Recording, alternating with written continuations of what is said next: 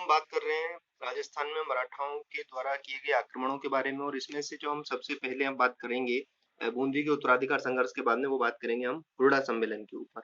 हुरडा सम्मेलन मराठाओं के द्वारा जो आक्रमण किए गए उनमें सबसे प्रमुख सम्मेलन माना जाता है और इसके ऊपर क्वेश्चन आने की संभावनाएं बहुत अधिक हो जाती हैं। तो ये हुरडा सम्मेलन था क्या?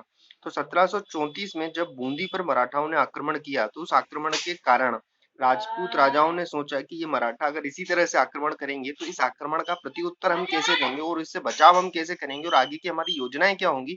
उन सभी योजनाओं का निर्धारण इस हुरडा सम्मेलन के अंदर किया गया। तो सबसे प्रमुख बात यहाँ पर यह आ सकती है कि 1734 में जब ये बूंदी के ऊपर मराठाओं ने आक्रमण किया, पहला आक्रमण जो कि था किसके लिए था, जो कि था दलेल सिंह जो थे, दलेल सिंह को गद्दी से हटाया गया था जो कि हाड़ी रानी थी, उन हाड़ी रानी की सॉरी जो कछवाही रानी थी उनके कहने पर, और उनके स्थान पर जो पुत्र थे बुद्ध सिंह जी के पुत्र उमेश सिंह जी, उनको गद्दी पर बैठाया गया था। तो इसके उपरांत हुरडा सम्मेलन हुआ। हुरडा सम्मेलन दो प्रमुख लोग जयपुर के जो थे राजा सवाई जय सिंह और जो मेवाड़ के जो थे महाराणा संग्राम सिंह, इनके के दोनों के आदेशों पर यानी कि इन दोनों की टोटल इवेंट के ऊपर मैनेजमेंट के ऊपर ये हुआ।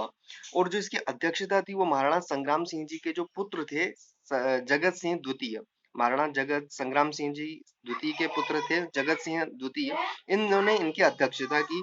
और 1734 में 16 जुलाई 1734 में हुरडा में एक सम्मेलन हुआ। हुरडा वर्तमान में भीलवाड़ा जिले के अंदर पड़ता है। ये जो सम्मेलन हुआ था इस सम्मेलन में दोनों जयपुर के सवाई जय सिंह जी और मेवाड़ के जो महाराणा थे महाराणा संग्राम सिंह जी और उनके पुत्र महाराणा जगत सिंह द्वितीय दोनों आए थे। इसी के साथ साथ कोटा के राजा दुर्जन साल, बूंदी के जो राजा थे दलेल सिंह जी जो थे, क्योंकि बाद में जयपुर के शासक सवाई जय सिंह ने दलेल सिंह जी को गद्दी पर बैठा दिया था मराठाओं के जाने के बाद में। करौली के शासक गोपाल दास जी और किशनगढ़ के शासक राज सिंह जी, जोधपुर के शासक अभय सिंह जी, नागौर के शासक भक्त सिंह जी और बीकानेर के शासक जोरावर सिंह जी। ये जो जोधपुर के अभय सिंह जी और नागौर के भक्त सिंह थे ये दोनों राठौड़ शासक थे और दोनों आपस में भाई थे। इनके भी वापस बाद में लड़ाई हुई थी मराठाओं के साथ में संघर्ष में। और बीकानेर के जो जोरावर सिंह जी थे इनका कभी भी बीकानेर राज्य का कोई संघर्ष नहीं हुआ, लेकिन फिर भी ये हुरडा सम्मेलन में आए थे। मराठाओं के आगमन के पश्चात राजस्थान में जो 3 रियासतें थी जिनकी कभी भी लड़ाई नहीं हुई थी मराठाओं से, माफ कीजिएगा बीकानेर ने चौथ नहीं दिया था, चौथ कर जो होता था वो नहीं दिया था इन्होंने। लड़ाई तो इनका संघर्ष तो वही जो राठौड़ों के साथ था वही रहा था। और मुद्दे क्या हुए, मतलब क्या कंक्लूजन निकला इस हुरडा सम्मेलन का? तो इस हुरडा सम्मेलन में कंक्लूजन निकला कि सब आपस में भाई भाई हैं, जितने भी राजपूत राजा हैं सब आपस में एकता के साथ रहेंगे।